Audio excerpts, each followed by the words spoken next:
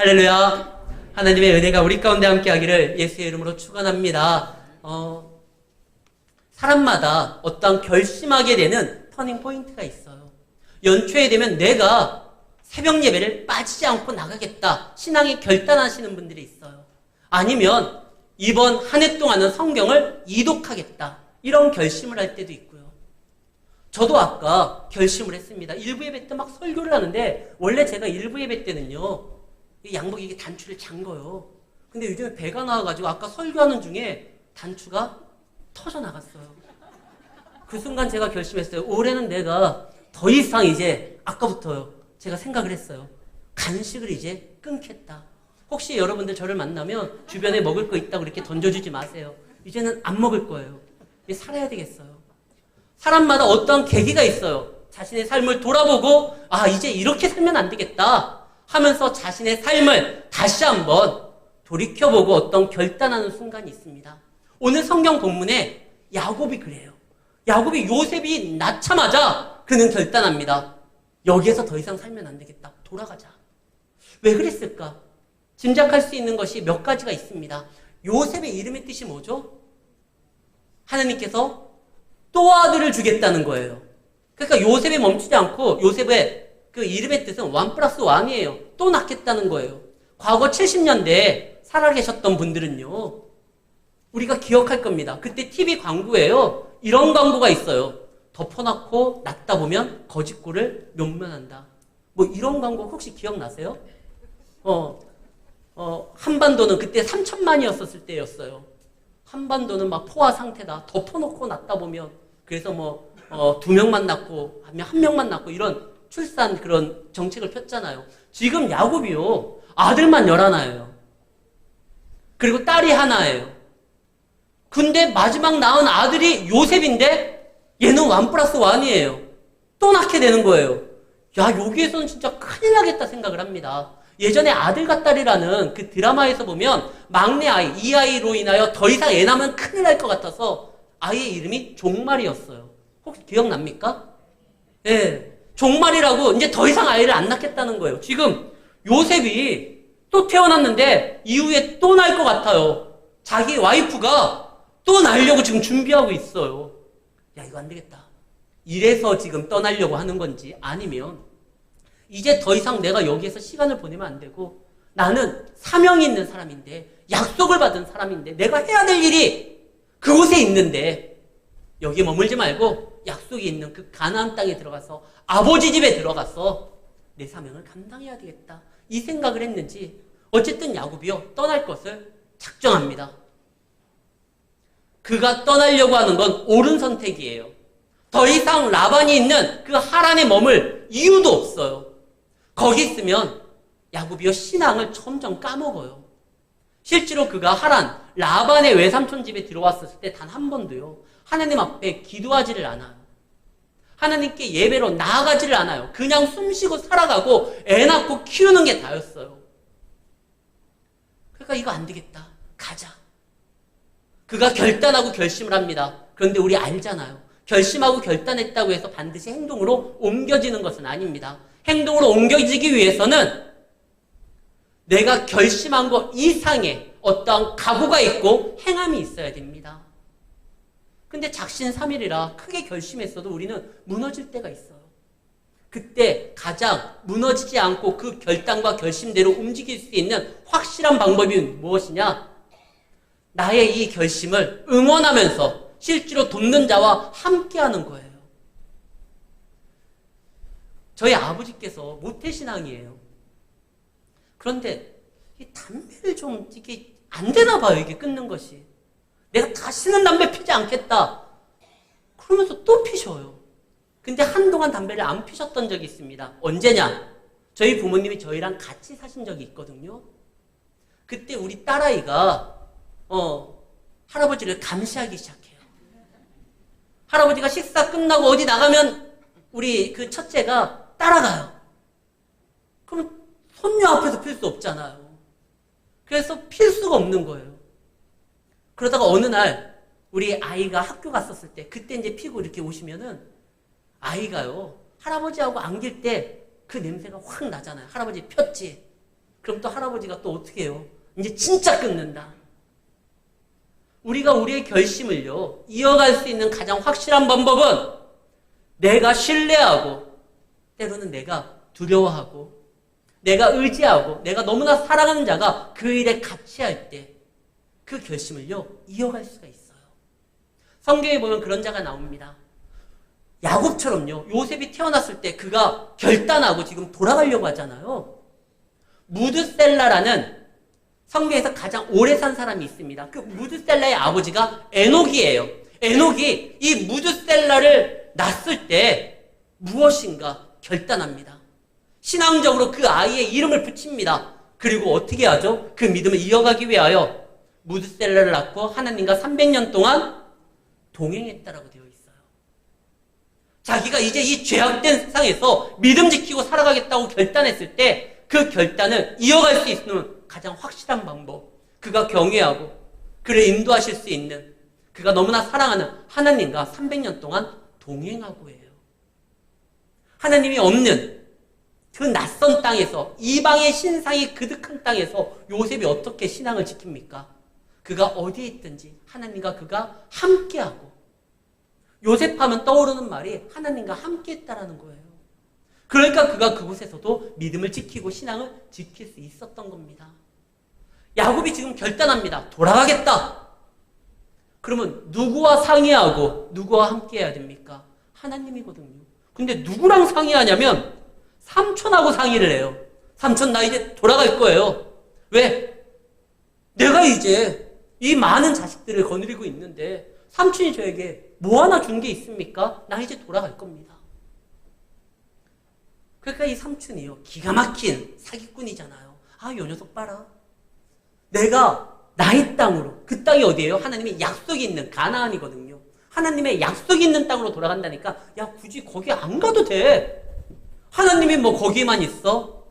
내가 보니까 너 하나님과 함께 하더라. 말씀을 한번 볼게요. 27절에 보면 라반이 그에게 이르되 여호와께서 너로 말미암아 내게 복 주신 줄을 내가 깨달았느니 네가 나를 사랑하면 여기 있어라. 내가 보니까 여호와께서 너에게 복을 줘서 그 복이 나에게도 나타나는데 나를 사랑하면 좀 있어라. 라반이 믿음이 있어서 이런 말을 했을까요? 아니요. 라반은 믿음이 없어요. 여기에서 내가 깨달았노니, 하나님이 너와 함께한 걸 내가 깨달았다라는 원문의 뜻을 보면은요, 점을 쳐서 알아냈다는 거예요. 라반은 믿음이 없어요. 근데 이상하게 야곱에게 뭘 맡기면 잘 돼요.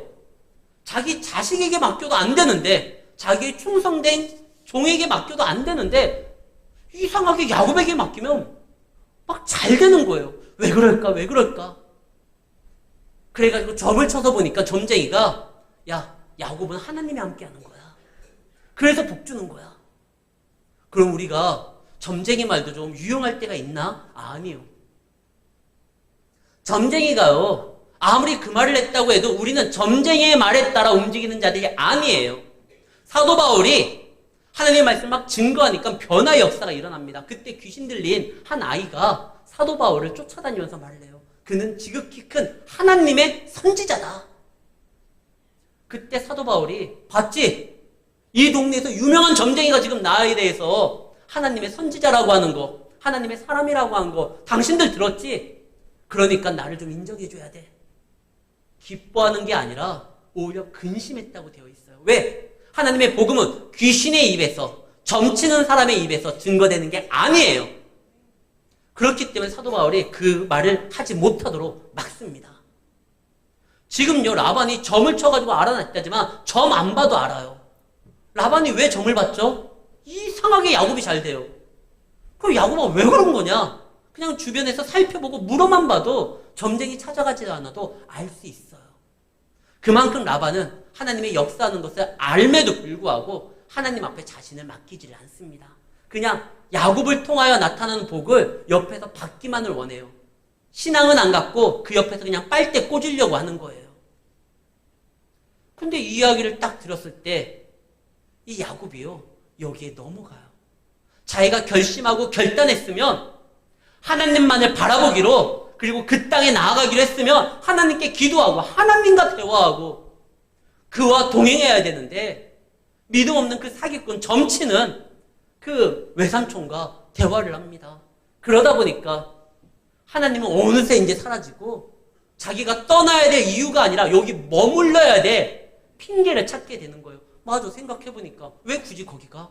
거기에는 나의 목숨을 노리는 내 형 에서가 기다리고 있는데, 껄끄러운 만남이 있는데, 그래, 삼촌 말대로 내가 보니까 나에게 하나님의 은혜가 축복이 있는 것 같은데 뭘 거기가? 여기에서도 내가 살아갈 수 있겠는데. 그러다 보니까 야곱의 이야기에 하나님은 사라집니다. 그리고 자기만 나와요. 29절에 보면 야곱이 그에게 이르되 내가 어떻게 외삼촌 가축을 쳤는지, 내가 오기 전에는 외삼촌이 별거 아니었는데 하나님이 나에게 복을 주어가지고 이렇게 큰 은혜를 누리게 된 겁니다. 하나님의 복도 나 때문이라는 거예요. 철저하게 자기 중심으로 이야기를 합니다. 그래서 그냥 거기에 머물려고 하는 겁니다. 그러면 안 돼요. 아무리 우리가 옳은 결단을 하고 결심을 했다 할지라도 그 결심을 이어가기 위해서는 성도의 답은 하나님과 동행하는 거예요. 그와 대화해야 되는 거예요. 사기꾼과 대화하면 사기치는 것만 알게 돼요. 도둑놈, 뭐라고 불러야지? 도둑과 대화하면 도둑질하는 것밖에 못 배워요. 노름꾼과 대화하면 노름하는 것밖에 그 대화 내용이 나타나질 않는 거예요. 하나님과 대화하면요, 우리에 대한 그분의 사랑에 대한 이야기를 알게 되고 그분의 뜻을 품게 되는 거죠. 대화 상대가 다른 거예요. 그럼 우리는 모든 일상에서의 관계를 끊고 하나님만을 바라보면 살아가야 되느냐? 그러면 생활하는 것도 안 되느냐? 아니요. 성경 분명히 일하라고 되어 있어요. 세상에 나아가서 너희가 세상의 빛이고 세상의 소금이라고 했지 교회의 소금 덩어리로 있으라고 말한 적이 없습니다. 우리는 사회에서 활동을 해야 됩니다. 그리고 거기에서 얻어지는 걸 통해서 하나님을 인정해야 됩니다. 그러나 그들의 방식이 아니라는 것이에요. 유한양행을 일으킨 유일한 박사님이 계십니다. 굉장한 분이에요. 6월 30일 날 식약청에서 폐암 1차 그 약을 식약청에서 통과됐어요. 유한양행이 만든 폐암 1차 치료제, 그 이름이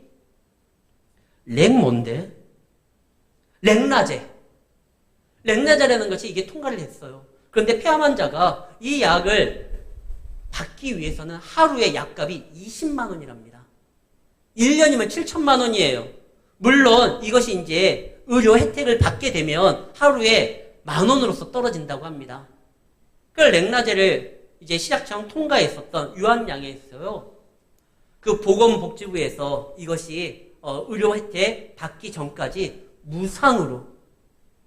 그냥 무상으로 제공하겠다라고 발표를 했습니다. 지지난주에요. 그 뉴스에서 막 난리가 났어요. 유한양행이 폐암 치료제를 선점하기 위해서 마케팅 전략으로 이러는 거 아니냐? 회사는 말을 합니다. 전혀 아니다. 이것은 창업주의 정신을 이어가는 것이다. 창업주의 정신이 무엇이냐? 조국의 아픔을 내일로 가져가지 말자는 거예요. 이 유일한 박사님이요, 신실한 기독교 부모님 밑에서 하나님을 알면서 자라다가 미국에 유학을 갑니다. 그리고 그를 위탁으로 맡아준 그 가정도 굉장히 독실한 가정이었어요. 거기에서 있다가 조국의 그 아픔을 생각하고 독립운동을 해요. 그리고 한국에 들어와가지고 이 유한양행을 만듭니다. 그리고 이분의 기업 정신은 오직 하나님 안에서 이웃에 대한 사랑을 몸소 실천하는 거예요. 굉장한 사람이에요. 근데 그때 박정희 대통령 군사정권 때요, 그때는 정치를 하는데 돈이 많이 들잖아요. 기업들에게 이 후원금을 받는데 유한양행은 거절합니다. 그런 뇌물을 줄 수가 없습니다. 그래서 국세청을 통해 가지고 탈탈 털어봐요. 기업이 가장 무서워하는 게 뭐죠? 세무조사잖아요. 세무조사를 터는데 그때 당시에 세무감찰팀장이었었던 김민태라는 그 분의 증언에 의하면 탈탈 털어봤는데, 일주일 동안 살펴봤는데 단 한 건에 문제가 없다라는 겁니다. 그래서 대통령한테 보고를 했더래요. 털어도 먼지가 안 나오는 기업이 있습니다. 심지어는 안 내도 되는 세금까지 자기들이 자진해서 내기까지 했습니다. 이런 기업은 처음 봅니다. 보고를 들었던 박정희 대통령이 그러면 상을 줘야지. 그래서 동탄 산업 훈장을 그때 받아요. 유한양행이. 그 기업의 정신이 무엇이냐? 이윤을 추구하는 것이 아니라 조국을 살리는 것입니다. 심지어 이분이요, 이제 소천하셨었을 때 그때 유언장이 나중에 공개가 됐거든요. 공개됐었을 때 많은 사람들이 그 유언의 내용을 보고 그의 숭고한 뜻에 숙연해질 수밖에 없었습니다. 그는 딸이 하나 있었고 아들이 하나 있었고 그가 소천했을 때는 손녀가 하나 있었어요. 유언장에 이렇게 썼습니다. 손녀에게는 그가 졸업할 때까지 학비 1만 달러를 상속하고, 근데 그 손녀도요 공부를 잘해서 장학금을 받아서 그 1만 달러 중에 일부분만 학비로 사용하고요 나머지는 다 기부했어요. 그리고 첫째 딸에게는 유황공고 내에 있는 묘지 주변의 땅 5,000평을 줄 것이다. 이걸 네가 차지해서 팔라고 하는 것이 아니라 울타리를 치지 말아라. 유황공고 학생들이 마음대로 뛰어놀 수 있는 그런 공원으로서 만들어줘라. 나중에 그 딸이요, 그 학교를 정리하면서 그거 사회에 또 환원했어요. 그리고 아들이 하나 있잖아요. 그럼 그 아들에게 회사를 물려줬느냐? 절대 안 물려주죠. 이 회사는 기업이 하나님의 것이고 조국을 위한 것이니까 전문 경영인에게 맡깁니다. 지금도 유한양에는 전문 경영인이 CEO를 맡는데 외부에서 오지 않아요. 반드시 내부 승진입니다. 내부에서 유한양을 누구보다 잘 알고 창업 정신을 아는 사람들이 그 CEO를 맡게 되는 거예요. 그래서 이번에 랭라제도 무상으로 창업주의 정신이 그렇다고 해서 나눠주는 거고요. 그럼 그 아들한테 유언장이 그렇게 기록되어 있어요. 내가 너 대학까지 공부시켰으니 이제는 네가 알아서 자립해라. 그리고 와이프에게는 뭐라고 하냐면, 딸아, 네가 엄마 좀 모셔라. 이랬어요.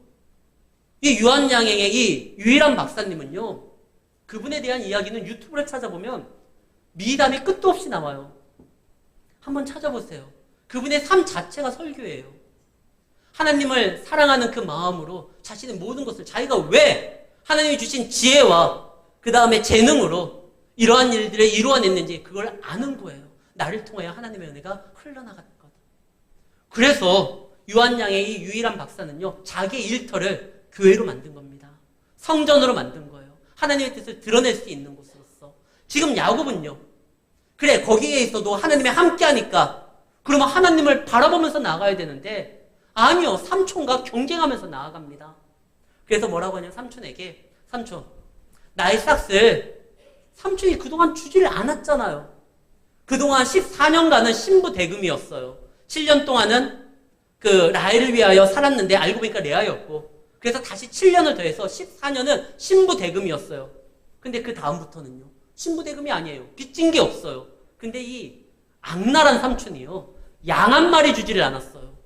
야곱은 자기의 사위고 자기 딸들의 지아버지고 자기 손녀들의 아빠인데, 손주들의 아빠인데 양 한 마리 주지를 않아요. 마침 지독한 사람이에요. 삼촌, 근데 이제서부터 정합시다.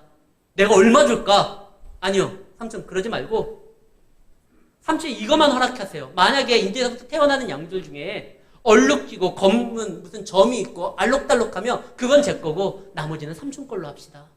왜 야곱이 이 말을 했냐면, 삼촌이 기가 막힌 사기꾼이니까 어떤 몇 마리로 정하면, 야, 네 양을 죽었는데 내 양을 채웠을 거 아니냐, 너 내 양을 훔쳤을 거 아니냐, 속였던 거 아니냐, 또 이런 말 나올까봐 아예 원천 봉쇄하는 거예요. 삼촌, 그런 말 하지 않도록 얼룩지고 점 있는 건 내 거, 나머지는 삼촌 거 합시다. 근데 삼촌이 가만히 보니까, 우리 한번 생각해봐요. 양 중에 뭐 점 있고 얼룩지고 뭐 이런 양들 우리 잘 못 보잖아요. 좀 어디 가서 뒹굴어서 더러운 양들은 좀 있어도 뭐 점 있고 얼룩진 건 별로 없어요. 삼촌이 생각하니까 이거 자기가 훨씬 이득이에요. 오케이, 하자. 원래 삼촌이면 이런 말 해야 되죠. 야, 무슨 말이냐? 네가 그동안 나에게 봉사한 게 얼만데. 야, 그런 말 하지 마. 차라리 네가 점 없는 양 네 거 해. 뭐 이래야 되는데 삼촌 참 그러지 않아요. 그러면서 오케이 하면서 어떻게 합니까? 얼룩지고 그날에 막 점 있고 하는 양들은 따로 빼가지고요, 자기 아들들한테 손에 맡겨서 사흘길 떨어뜨려 놔요. 아예 멀리 보내버려요. 정말 징글징글하죠. 그런 삼촌이에요. 근데 야곱이요. 왜 이 말을 했을까요? 야곱은 확신한 게 있었어요. 야곱이 그동안 양을 잘 관찰하다가 깨달은 게 하나 있어요. 만유인류의 법칙. 뉴턴이 사과나무 밑에서 있다가 사과가 떨어진 걸 보고 잘 관찰해서 만유인류의 법칙을 발견했잖아요. 이 야곱은요. 양들을 살피다가 야곱의 법칙을 하나 발견했어요. 이게 뭐냐? 이 양들이요. 생명이 있기 때문에 눈에 보는 거에 몸이 반응한다라는 거예요. 실제로 우리 장로님 닭 농장이에요. 좀 쾌적하게 하고 환경을 좋게 하면 닭들이 더 생산성이 높잖아요. 또 음악을 틀면 모차르트 음악이나 막 이런 거 틀면 애들이 또 스트레스 안 받고 평안한 상태에서 알도 잘 나요. 식물에게도 좋은 말 하면 식물도 반응을 해가지고 더 건강하게 자라고, 이거 연구 결과로 많이 소개가 됐잖아요. 근데 옛날에 이 야곱이 그걸 안 거예요. 혹시 식객이라는 만화를 아십니까? 허영만의 식객 제3권 소고기 전쟁이라는 그 만화 에피소드에 보면은 이런 장면이 나와요. 그 주인공이 소고기 최고의 비육, 소를 제공해야 되는데 도축하기 전에 누가 더 좋은 소를 차지할 수 있느냐, 발견할 수 있느냐, 구입할 수 있느냐, 미션이 주어져요. 경쟁업체에서는 최고의 한우를 발견합니다. 심지어 막 초음파 검사까지 해요. 잡기 전에 이 애가 얼마나 육질이 좋은지 그런 걸 알아보기 위해서. 근데 주인공이 성찬에도 나름대로 해서 좋은 소를 발견을 합니다. 그리고 이제 도축장에 가서 이제 잡아요. 그런데 이쪽 경쟁업체보다 이 성찬 주인공의 소가 훨씬 더 괜찮아요. 여기는 나중에 근육에 혈흔이 발견되고 이쪽은 발견이 안 돼요. 이유가 뭐냐? 만화책에서는 이렇게 나와요. 이쪽은 빨리 이제 도축하려고 고속도로로 달려요. 그리고 이쪽은 시골길로 달려요. 국도로 달리면서 시간이 오래 걸리지만 그래서 산도 보고 들도 보고 냇가가 나오면 내려와가지고 막 식히기도 하고 그래서 스트레스를 안 받게 해요. 그러니까 이쪽이 더 고기가 좋다는 만화에서는 그렇게 나와요. 근데 실질적으로 제가 그래서 자료를 찾아보니까 실질적으로 고속도로를 달릴 때 차 맞은편에 얼굴이 가 있는 소들은요 스트레스를 받아서 혈흔이 나온대요. 반대로 이쪽 산이나 들 쪽으로 향하는 같은 고속도로 할지라도 그것을 보면 얘네들이 스트레스를 덜 받아가지고 고기의 육질이 좀 더 좋다라고 합니다. 소들도 그런 건데 이건 양들도 그렇다라는 걸 야곱이 관찰을 통해서 발견하게 된 거예요. 야, 요거 봐라. 그래가지고 어떻게 합니까? 이 양들이요, 새끼를 뵐 때쯤에 되면 버드나무, 살구나무, 신풍나무, 푸른 가지를 가져다가 껍질을 벗겨 신무늬를 내고 그 껍질 벗긴 가지를 양떼가 와서 먹는 개철물 구유에 넣고, 오늘 우리가 읽었었던 말씀 36절까지인데 37절, 38절에 그 말이 나와요. 그래가지고 시각으로 인하여 그들에게 무엇인가 영향을 주려고 합니다. 근데 그게 돼요. 근데 사실 그것이 된 것이 야곱이 이렇게 했기 때문에 됐다는 건 아니에요. 하나님이 역사했어요. 분명히 그래요. 왜 그러냐면 야곱이 나중에 그거를 고백하거든요. 창세기 31장에 보면 11절입니다. 창세기 31장 11절에 꿈에 하나님의 사자가 내게 말씀하시기를 야곱아 하기로 내가 대답하여 여기 있나이다 하며 이르시되 네 눈을 들어보라. 양떼 탄 순양은 다 얼룩무늬 있는 거, 점 있는 거, 아롱진 것이다. 하나님께서요 이렇게 하신 거예요. 6절에도 그 말이 나와요. 6절에 보면 그대들도 알거니와 내가 힘을 다하여 그대의 아버지를 섬겼거든. 7절 그대들의 아버지가 나를 속여 품삯을 10번이나 속였다. 그러나 하나님이 이를 막으사 나를 해치지 못하게 하셨으니. 야곱이요 점 봐가지고 알게 된 라반의 입을 통해서도 들었지만 자기도 왜 이렇게 내가 하는 일마다 잘 되지? 하나님이 함께 한다는 걸 떠올립니다. 어떻게 떠올릴 수 있느냐? 창세기 28장 11절에 보면 하나님이 약속을 했잖아요. 뭐라고요? 말씀 한번 띄워줘 봐요. 15절 내가 너와 함께 있어 네가 어디를 가든지 너를 지키며 너를 이끌어 이 땅으로 돌아가게 할지라 내가 네게 허락한 것이 이루기까지 너를 떠나지 않겠다. 하나님이 나와 함께 하지. 그러니까 이런 일들이 나타날 것이지. 근데 참 야곱이요 못된 것이 하나님이 자기와 함께 한다는 걸 알아요. 왜? 하나님이 당신의 이름으로 맹세했으니까요. 내가 너를 떠나지 않을 것이다. 하나님이 자기와 함께하는 건 알지만 야곱은 하나님과 동행하지는 않습니다. 그냥 잠깐 미뤄두는 거예요. 하나님, 지금 내가 애 낳고 살기 너무 바쁘니까 하나님, 내가 정말 섬기고 하는 거 나중에 할게요. 그래서 야곱은요, 자기가 하나님을 떠났다고 생각하지 않아요. 하나님 늘 자기와 함께 한다는 건 알았으니까. 근데 하나님의 인도함 따라 동행하지는 않아요. 그러니까 거기에서 자신의 사명을 감당하면서 솔직히 야곱이요, 그 야곱의 법칙을 발견하게 됐다고 하며 이걸로 인하여 주변 사람들에게 선한 영향력을 나타내야 돼요. 왜? 제주는 곰이 부리고 뭐는 뭐 사람이 가져가고 내가 발견한 건데 내가 이득이 있어야지. 우리는요, 하나님께서 우리를 왜 세웠죠? 아브라함을 불렀을 때 아브라함에게 내가 너에게 복 줄게가 아니라 내가 너를 복의 근원 되게 만들 것이다. 너는 복이 된다. 너를 통하여 세상 사람들이 복 받을 것이다. 하나님은 우리를 통해서 많은 사람들이 은혜 받기를 원합니다. 그때 어떻게 돼요? 야곱이 더 풍성해지는 거예요. 아니, 아브라함이요. 아브라함이 가는 곳마다 아브라함은 뭐에 대한 달인이냐? 우물 파는 달인이에요. 우물만 파면 막 물이 나와요. 그래서 야곱이 있는 곳에 물 걱정이 없어요. 아브라함이 있는 곳에. 그랄 땅에 많은 사람들이 물이 풍부했습니다. 근데 아브라함이 그로 인하여 어려움을 당하지 않았어요. 더욱더 그가 하나님 안에서 축복을 받았죠.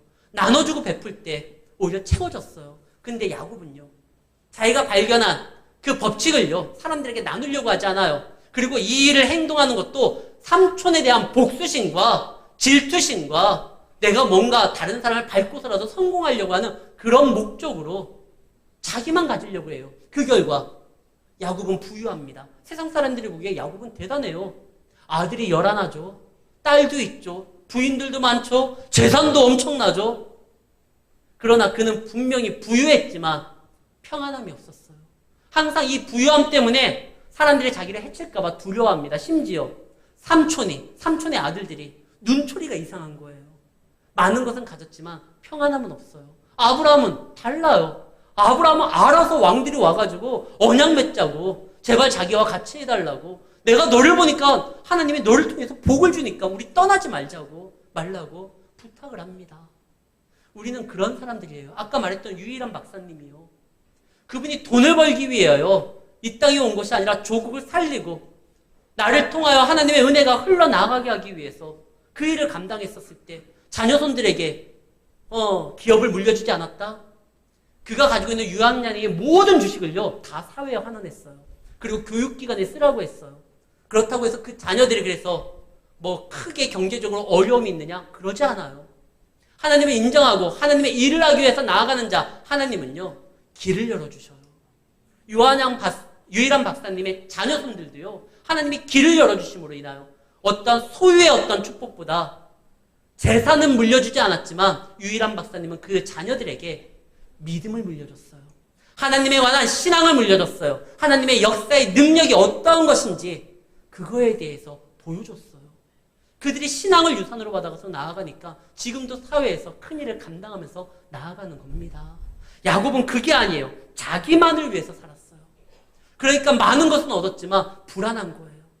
우리가 주를 위하여 나아갈 때 불안할 필요가 없습니다. 하나님은 결코 우리를 거렁뱅이로 만들지는 않아요. 성경에 한번 보죠. 이스라엘 백성들이 출애굽을 할 때 그들이 뭐였었죠? 노예였어요. 그들은 노예로서 살아갔어요. 근데 그 노예로서 살아간다 할지라도 나름대로 노예가요 오래 있다 보면 거기에서도 자기들만의 삶의 어떤 노하우를 터득하게 됩니다. 감옥은 끔찍한 곳이에요. 그러나 장기수들은요 감옥이 또 오히려 감옥 안에서 자유함을 누려요. 감옥이 또 편할 때가 있어요. 소생크 탈출이라는 정말 성경적인 영화가 하나 있어요. 원래 제목은 소생크 구원이에요. 우리나라에선 그거를 오역해가지고 탈출이라고 했는데 탈옥 영화가 아니라 성경에 관한 내용이에요. 근데 그 영화에서 보면 브룩스라고 40년 이상을 감옥에 있던 사람이 있습니다. 그 사람이 나가야 되는데 나가기를 싫어해요. 그냥 감옥이 좋은 거예요. 익숙하니까. 지금 출애굽할 때 이스라엘 백성들도 나가라고 하니까 노예에서 해방되면 즐거울 것 같지만 그 나름대로 삶이 익숙했어요. 그리고 가는 땅은 어딘지도 몰라요. 그 땅을 가려면 광야를 지나야 돼요. 식량 조달은 어떻게 하고, 그리고 그 땅에 갔을 때 무엇인가 사온 미천은 있어야 되는데 그냥 빈손으로 나가면 차라리 여기가 나을 수도 있는데, 그런데요 하나님이 가라고 했을 때 그들이 갑니다. 그때 어떻게 되죠? 빈손으로 보내지 않아요. 그들이 그동안 노예로서 했었던 모든 것을 다 하나님이 정산해가지고요. 애굽 사람들로 하여금 그들에게 빈손으로 가지 못하도록 채우게 만듭니다. 하나님의 10가지 재앙으로 하나님의 위대하심을 보여주면서 애굽 사람들에게 내 백성들을 그동안 너희들이 노예처럼 부렸는데 그거에 대한 값을 다 치러라. 하나님은 그분의 자녀로서 나아가는 길에 대해서 우리로 하여금 필요한 것들을 채워주시는 분입니다. 그래서 우리가 주의 말씀대로 붙들고 나아가는 일에 주저할 필요가 없어요. 야곱이 지금 가려고 할 때 그냥 가면 그래 내가 가다가 무엇인가 아무것도 없이 빈손으로 가다가 거기에서 에서를 만나면 어떻게 하려고. 근데 갔으면은요 하나님께서요 그에게 예비하신 어떤 분명한 은혜를 주셨어요. 근데 그가 가는 것을 주저했을 때 라반의 이야기를 듣고 그와 동행했을 때 많은 것을 얻었지만 삶 가운데 평안과 기쁨과 또 사명을 잃어버리고 그냥 헤매게 되는 것입니다. 사랑하는 성도 여러분, 우리는 하나님이 명하시면 가면 돼요. 비록 내가 주를 위하여 살아가기보다 세상을 위하여 살아갈 때 그때보다는 소유가 좀 덜할 수는 있어요. 그러나 그거보다 그 소유가 덜한 것보다 하나님께서 그 손해본 거 하나님의 은혜로 더 놀라운 것으로 분명히 채워줍니다. 주님의 인도함을 받으십시오. 사도 바울이 고백합니다. 내가 가난한 줄도 부한 줄도 알아봤는데 내가 어떤 상황 가운데서도 내게 능력 주시는 자 안에서 내가 할 수 있다.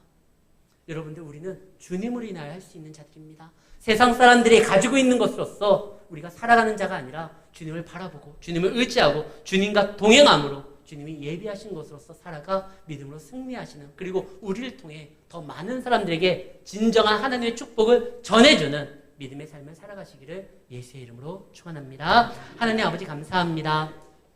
아버지와 동행하게 하여 주시고 주님을 따르게 하여 주시고 주님을 바라보게 하여 주시옵소서. 세상과 짝하는 것이 아니라 우리가 신앙의 결단이 이루었다고 하면 주님과 동행함으로 우리의 결단이 내용이 되고 열매가 되어 아버지 하나님의 기쁨이 될 뿐만 아니라 우리를 통하여 우리 주변의 사람들이 하나님의 은혜를 전해받고 위로를 얻고 소망을 가질 수 있도록 아버지 우리 축복의 통로로서 살아가도록 인도하여 주시옵소서. 우리의 삶을 책임져 주시고 이끌어 주시기를 간절히 바라며 사랑이신 구주 예수님 이름으로 기도드립니다. 아멘.